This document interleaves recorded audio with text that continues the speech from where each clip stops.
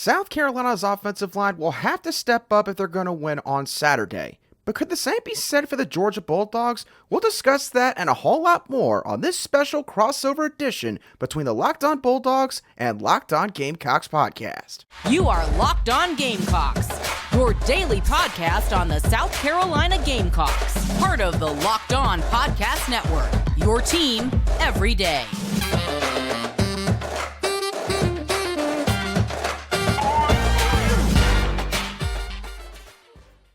What is up, everybody? Welcome to a special crossover episode, Locked On Bulldogs, Locked On Gamecocks. I'm Daniel Monroe. That is Andrew Lyon. Andrew, it's SEC game week. It's finally a conference game for both these teams, and as is the case most years, Georgia and South Carolina begin the conference slate against each other. How you feeling this evening? Daniel, I'm feeling pretty good. I can't complain too much. Like you said, first SEC game, it's always got a little bit of an extra special feeling when that game comes around, especially for Georgia and South Carolina. I feel like this is one of those games that honestly does not get talked about enough in this conference, but I think it's one that both fan bases always look forward to, and I think that's going to be the case once again when they take the field on Saturday. Yeah, absolutely. So we got a lot to get into. Want to let you know today's episode brought to you by Jace Medical. We will talk more about them in a second. But Andrew, as we jump in, let me just get right into it. South Carolina has been tested this year. Georgia has not been tested this year. And so I think the perception is that South Carolina's down because they already took a loss. You know, they already went out and in week one, and one of the more marquee matchups, honestly, of week one. Right. I think a game that everybody was looking forward to. Lost to North Carolina. What was the most surprising part of that loss for you? What caught you off guard, and what did you take away from it, big picture?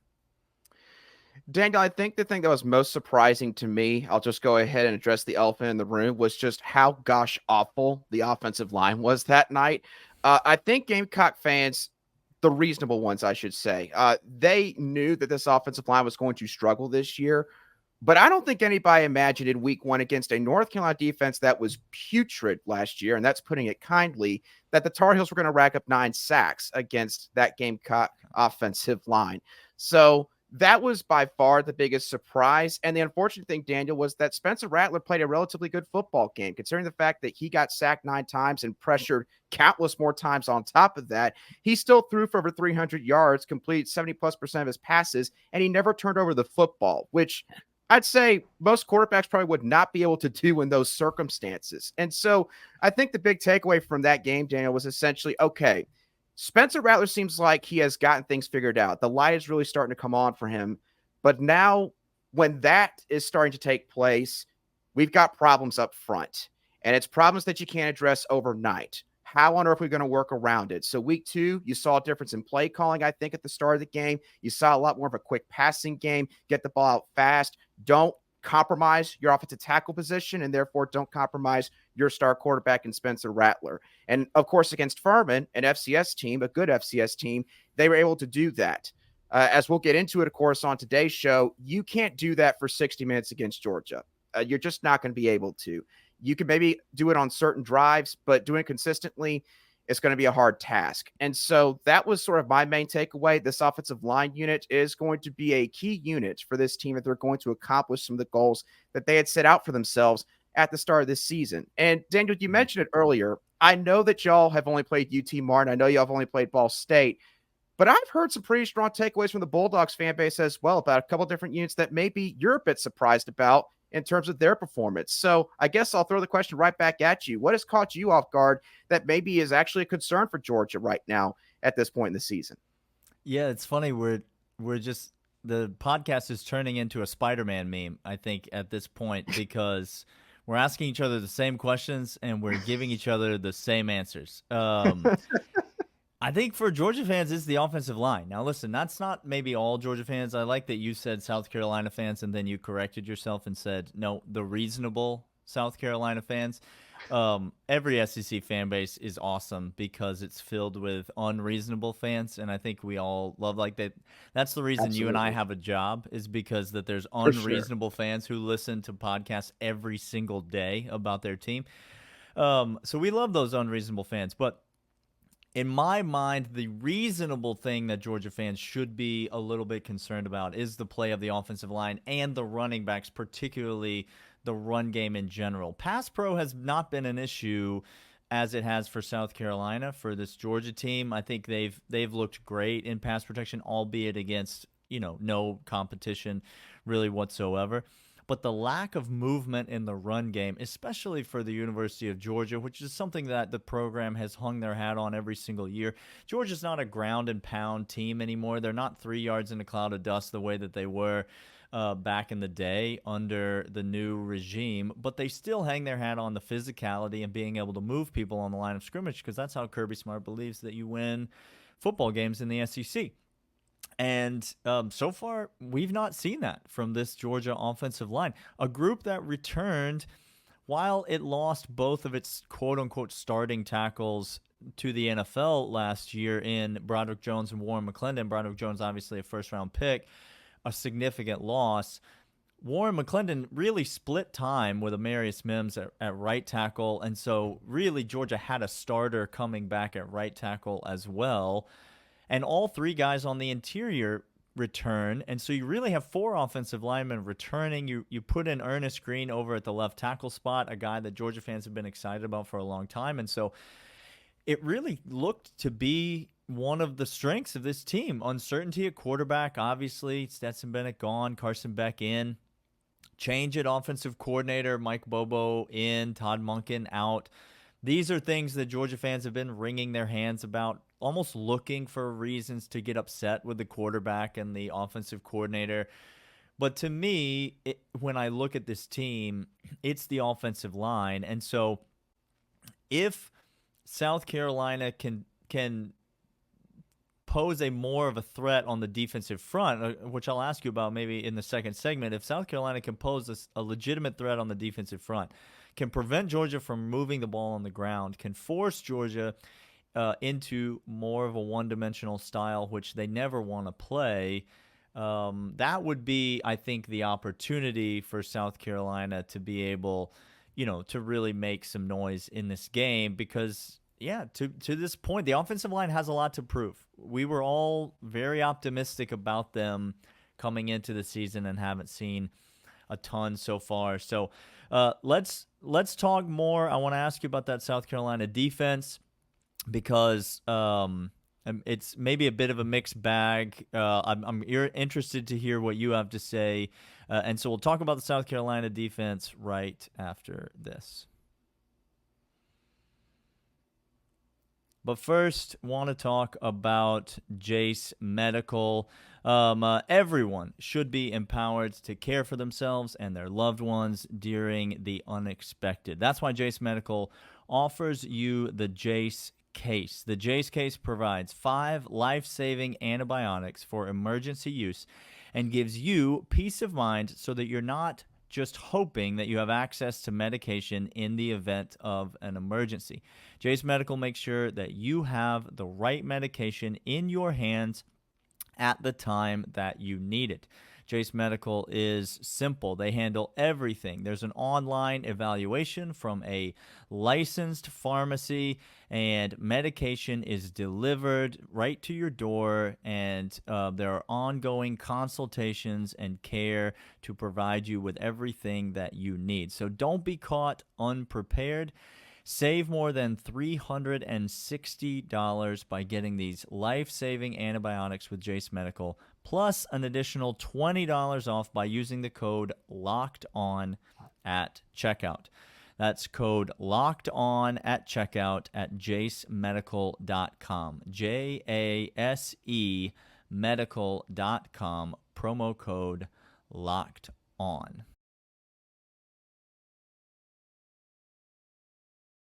All right, Andrew, let's talk. I do want to talk about Spencer Rattler. You mentioned him. I think he's played fantastic this year. and I think I know why, but I'm curious if you agree with me. But first, let's talk about the South Carolina defense. Who is South Carolina defensively? Because to me, the unit doesn't look bad. They held North Carolina to fewer points, I think, than many expected them to hold North Carolina to. Drake May was a bit limited in that game. Mm-hmm. Drake May in North Carolina then went on, the next week, and they didn't exactly blow the doors off of App State, either. And so what do we read into those performances? Obviously, South Carolina looked good against Furman, as you would expect. The South Carolina defense doesn't look bad, but they don't seem to me, from an outside perspective, to have a bunch of star power, name recognition, like straight-up dudes on that defense. Am I wrong about that? And who is the South Carolina defense in your mind? Daniel, I think you're partly correct about your statement regarding the talent on South Carolina's defense.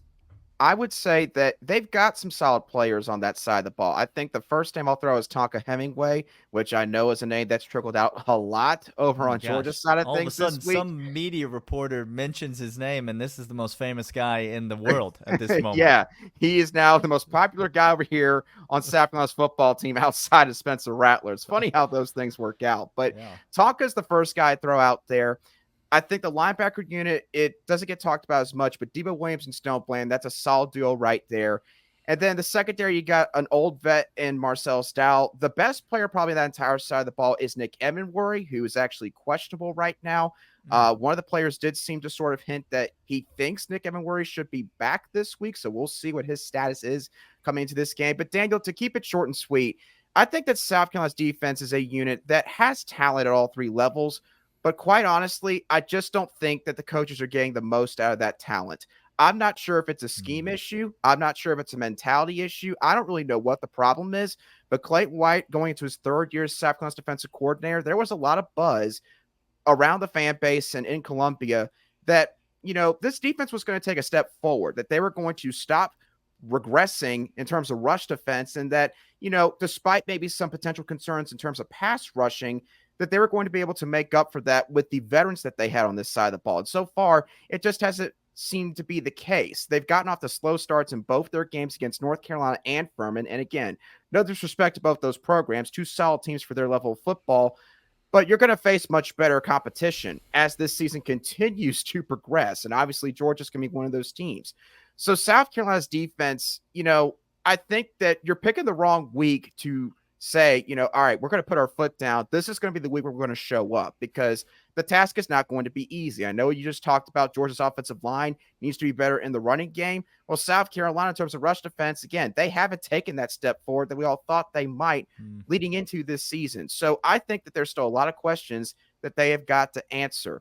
Talent-wise, I think they're fine, but I think the coaching staff, they've got to find a way to get more out of that side of the ball. Now, Georgia, obviously, they have been phenomenal defensively for the last several years. But, Daniel, I do want to ask you this. There's a lot of talk around the fact that Georgia's only gotten one sack so far this season. Their first two games against UT Martin and Ball State. Again, obviously, those two teams are not as talented as South Carolina is overall. So should there be concerns about that, yes or no? And if there should be concern, then is there a chance South Carolina could potentially find a way to mask some of those issues they've had against that pass rushing unit? I don't think there should be concerns about that, and I don't think Georgia's defensive front is an opportunity for a team like South Carolina to quote unquote get right, on the offensive line. Albeit Georgia, as you mentioned, one sack on the season. I mean, I'm sure you watch a lot of football just like I do, Andrew, and so that and I'm sure all of our viewers and listeners know that. I mean, sacks in this day and age of college football is 70% about what the offense does and 30% about what the defense does. Like, there's a way to scheme offensively that guarantees that your team will not take a sack in a game. And that's whether you are Tennessee Martin or you are Alabama. You can guarantee, based on your scheme and the way that you call plays and the way that you design things. Now, you might not gain any yards, and you might not score any points, and you might get blown out, but you can guarantee that you won't take a sack. And if you feel like your offensive line is overmatched, I mean, you just said it with South Carolina. They're not able to protect the passer. And so what do they do against Furman? They go to the quick game and they start throwing it out wide and they start getting it out of Spencer Rattler's hands earlier and more often. And honestly, even before talking with you, I was sure that that was what South Carolina was going to do in this game. And I'm even more sure now after our conversation. That's what the game plan is going to have to be against this Georgia team. Because if you watch Georgia play, which if you're not a Georgia fan, I'm not sure why you would have watched these, against Georgia, Tennessee Martin, or Georgia Ball State. So many of the people listening to this may have never seen Georgia play this year. But there's plenty of disruption. There's plenty of pressure. There's plenty of the pocket collapsing, the defensive interior, guys from the edge, linebackers coming. Like, there's plenty of pocket disruption and havoc being created. And I think Georgia, it's one way that they try to make teams one-dimensional is by forcing you to get the ball out of your hands early, which allows the safeties, to just walk up to the line of scrimmage and come flying downhill on all of that quick stuff on the outside. And Georgia has very athletic, very physical safeties in Malachi Starks and Tyke Smith, and they have made a ton of tackles for loss this year, just flying to the football and coming downhill because Georgia wasn't worried at all about anybody going over the top on them. And so if you can't protect the passer, you can still avoid a sack, but you can't go downfield. And if you can't go downfield, you're one-dimensional, and Kirby Smart kind of has you right where he wants you. And so I don't think there's much concern. I think Georgia has good pass rush. They might not have – I think they have one elite pass rusher in Michael Williams, but I don't know that they have – a ton of elite pass rushers, but I think they have very good pass rush on the team. So I'm not sure it's a huge concern. Let me ask you about Spencer Rattler, and that, as I mentioned earlier, I love the way he's playing this year. I love the way he finished last year. Obviously, games against Tennessee and Clemson stand out when you watch the tape on those games. He was playing at a completely different level. I think he's carried that into this year. On our Tuesday show, I talked about to Clint how I thought Spencer Rattler single-handedly kept South Carolina in that North Carolina game. Just as you said, he was being run all over the place, but somehow managed to still have a good game in spite of that. To me, Andrew, and you correct me if I'm wrong, to me, it's all about Marcus Satterfield being gone. It's like, that's to me why Spencer Rattler is very good now. Am I wrong? You're not wrong. Marcus Satterfield is now making Nebraska fans cry over in Lincoln because they're starting to realize so bad. They're starting to realize that they made a massive mistake just accepting that Matt Rule brought him in, thinking, oh, well, Matt Rule's a good coach, so that means that this hire was a good hire. No, Nebraska fans, that's not the way that always works. Trust me. We South Carolina fans have learned that the hard way. I completely agree with you. Dowell Loggains got brought in, former Arkansas tight end coach the past 2 seasons, comes to Columbia this past off season. And Dowell Loggains, Daniel, the thing that he's really done is he has streamlined this offense, but he's also really carried this offense to Spencer Rattler's strengths. Spencer Rattler, he has really taken control of this offense. He's taken command of the scheme. He feels more comfortable back there. And I think that, again, if you watched any of the North Carolina game, and if you're just a sicko and watch South Carolina play Furman on ESPN Plus this past weekend, then you will see that, Spencer Rattler, he is playing his best football right now. He looks good in the pocket. He's navigating the pocket well. He's willing to stand in there and take shots, which 4 or 5 years ago, I have to admit, I don't know if that Spencer Rattler would have been willing to do so in that air raid offense under Lincoln Riley. So I think Spencer Rattler, he's grown up a lot, but I think that he's especially grown up on the football field this past off season, and that's all coming to fruition. And again, it's why it's a shame that this offensive line right now, quite frankly, probably anybody could have gotten a bunch of sacks against them in week 1 because of the way they played. So, Spencer Rattler, definitely playing great football, and he will have to be the reason that South Carolina remains competitive in games like this and win some games as this season goes on. Yeah, for sure. All right, we got more to discuss. I'm going to force a prediction out of Andrew. We're going to talk about how we feel like this game's going to go, all of that and more right after this. But first, let's talk about Game Time, Andrew. Game Time is the place that you go if you need tickets. Let's say that you're headed on down to the Classic City this weekend, and you're going to take in the action between Georgia and South Carolina, but lo and behold, you do not yet have a ticket.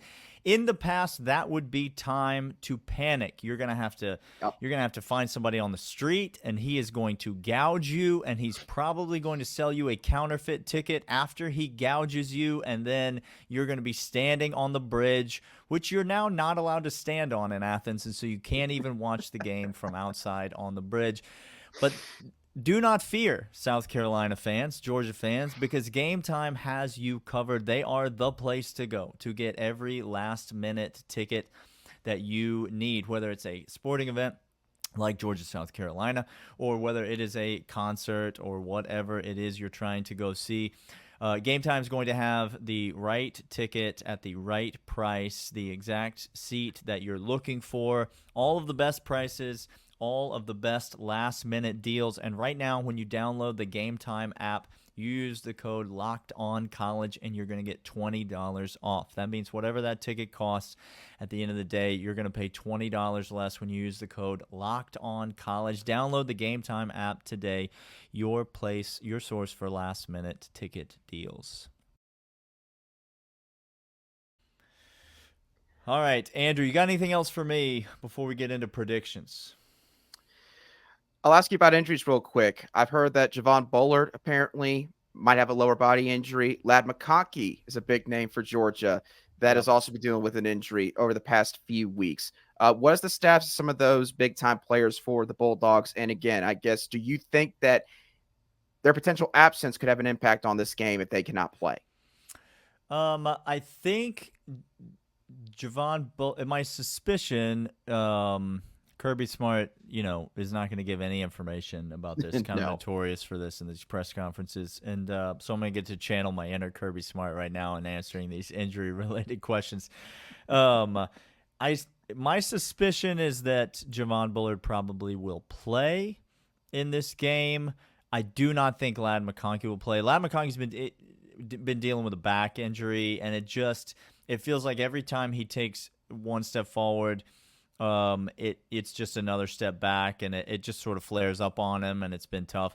And that is truly a loss because that's the best wide receiver on Georgia's team, and a all SEC caliber wide receiver the way he's played over the last couple of years. But Georgia is so deep at receiver. They've got a freshman, CJ Smith, that's been playing good. Former walk-on, Mekhi Muse, has been playing and been really electric, exciting. The punt return game, also the wide receiver game. They got Marcus Rosemy back after week 1, and so that's a big boost to the receiving core. And then the two transfers, Dom Lovett from Missouri and Ra Thomas from Mississippi State, both kind of coming into their own and finding their way in this offense, not to mention Arian Smith. Georgia just got a bunch of guys at wide receiver. And, oh, by the way, they also like to get the tight ends involved. And so, there's just a lot of weapons in the passing game. So it's weird to say Ladd McConkey is a phenomenal player, and I just don't know that he's missed all that much by Georgia in these situations. They're certainly a better team with him. Javon Bullard is a significant injury if he is forced to miss time. You go to a guy like David Daniel, probably is going to get the start in his spot. Freshman Jonell Aguero is a guy that people are really excited about. Does not seem like he's ready. So you've got Tyke Smith, but they really like him at the star, like at the nickel position, and so they like him up closer to the line of scrimmage, playing more in that nickel, and so really need another safety to complement, Malachi Starks on the back end.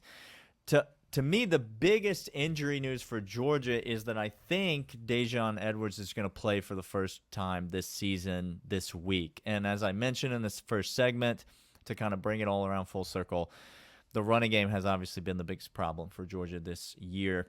Mhm. And in my opinion, and this is not an opinion that's shared by all Georgia fans, but in my opinion, Daijun Edwards is the best running back on this team. He is the guy that Georgia misses the most when he's not back there. Kendall Milton is very talented, and they've Georgia got a couple other guys that can carry the football, but Daijun Edwards brings them something different. And so if he's back this week, which I suspect he could have played last week, but they were kind of holding him for this game. They were sort of maybe holding him back and not wanting to push him too fast, and so I think you'll see him for the first time this year. And to me, that'll be something I'll be looking for as a Georgia fan, just to see what kind of a difference that makes in the run game and if he looks back to 100%. So that seems to be, I think, the most significant injury news, hopefully leading into the game. Apparently Brock Bowers has a sore knee because he wrecked his Vespa, and so I don't know. It's just, you never know what you read on the just like the Twitter reports are on fire, and so you just if that is actually the case, you heard it from me first. Like that is me breaking that news that Brock Bowers wrecked his Vespa and has a sore knee. Brock Bowers on one leg is better than most football players, and so I won't be too worried about it. All right, For sure. Andrew, before we get out of here, it's a 27.5-point line. What are your thoughts on what happens on Saturday? A prediction? Will South Carolina keep it close? Is there, are there percentages of an upset in your mind? How confident are you in South Carolina's ability to come into Athens and compete, keep it close, and maybe pull one out? Well, Daniel, the confidence, I should say, English is hard, y'all. It's not that high, but I do think that, there is a path, albeit it is a very, very, very small path. I think that Spencer Rattler clearly has to have a fantastic game. If you've watched Georgia football games the last few years, just as a college football fan, you will know that there's only one way you can beat Georgia. You basically have to air the football out, and you've got to torch their secondary for about 60 minutes. Spencer Rattler, I think, is the kind of quarterback that could possibly do that if he's a four at the time. And that's where South Carolina's O-line comes in. That's going to be the biggest matchup of the game on the Gamecocks side of things. You've got a wide open Xavier Legette that's been phenomenal to start this season, one of the best receivers in the country so far. Juice Wells obviously was the biggest name coming into the year, but he's been dealing with an injury since preseason camp, Daniel, and I don't know if he's still 100%. He might be working at about 80%, 85% coming into this game. So South Carolina skill weapons would have to have a great game. Dowell Loggains would have to call one of the best games of his entire career to combat some of the issues up front on that side of the ball. You probably need to have either turnovers or special teams be heavily in your favor if you're South Carolina.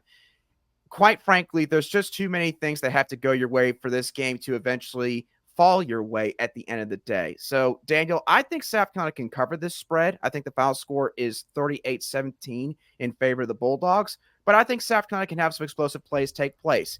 I think they got to play this game quarter by quarter. I don't think you can look at it as an end game if you're the Gamecocks. And that's going to be about the best way that you can possibly pull off the upset. But again, at the end of the day, if you are at a disadvantage in the trenches against Georgia, I think the Bulldogs are just going to find a way to exploit that enough times in this game. South Carolina's not ready yet. A couple years later, maybe they'll be ready, but not right now with the way the offensive line is currently. Yeah, I don't. I said on Tuesday, the path for South Carolina is Spencer Rattler just is going to have to play outside of his mind. He's just going to have to. He's going to have to absolutely go off, and he has the absolutely go off gene in him. He also has the blow up gene in him, but we've seen that less often these days. Based on some changes at offensive coordinator and whatever that the case may be. Maybe just maturity and getting older and being better. I think this game goes one of two ways, to be honest. And I know which way I kind of lean for it to go. But I think there's a lot of Georgia fans that are kind of using like statement game type terminology, and I think that is definitely one possible outcome in this. I think Georgia's played a little lethargic maybe to open the season. Obviously blowout wins, but there's a little bit of like this step up in competition. It's going to do one of two things. It's either going to accentuate the flaws in this Georgia team, and in which case it will be a close game against some form of a close game, 2 touchdowns or something to that effect, close based on what Vegas thinks, or the step up in competition is going to bring out, the fight in this Georgia team, and it will be a home game in Athens against a team that, Georgia absolutely decimated last year on the field in Williams-Brice. And so I think there is a potential for that type of an outcome as well. I think we're going to learn a lot about Georgia for the first time this year. South Carolina, I think learned a lot week 1, and I don't think it's hard to know if Furman or Georgia is going to teach South Carolina fans a bunch more about their squad. Once you get into conference play, I think you're going to continue to learn.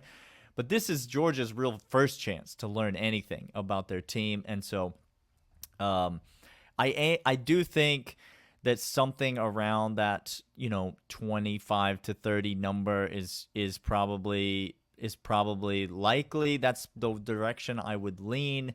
I would probably put it, somewhere in the 40 to 13 neighborhood if I were, if South Carolina gets to 17, to your point, I think that would be telling. I would be surprised personally if that happened. But this is a better quarterback, a better offensive skill talent, and a better overall team than Georgia has played thus far. Either way, we're going to enjoy an SEC football game on Saturday, and it is going to be a fantastic time. If you're headed to Athens, have a great time.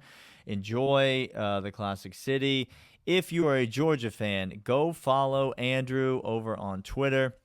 Go follow all of his work at the Locked On Gamecocks Podcast. Listen to all of his episodes this week are about this game, and so you can go and listen and watch and learn his actual thoughts that he's giving when he's not on a podcast with me. And so he's been lying probably this whole time, and so you can hear what he actually thinks on his show.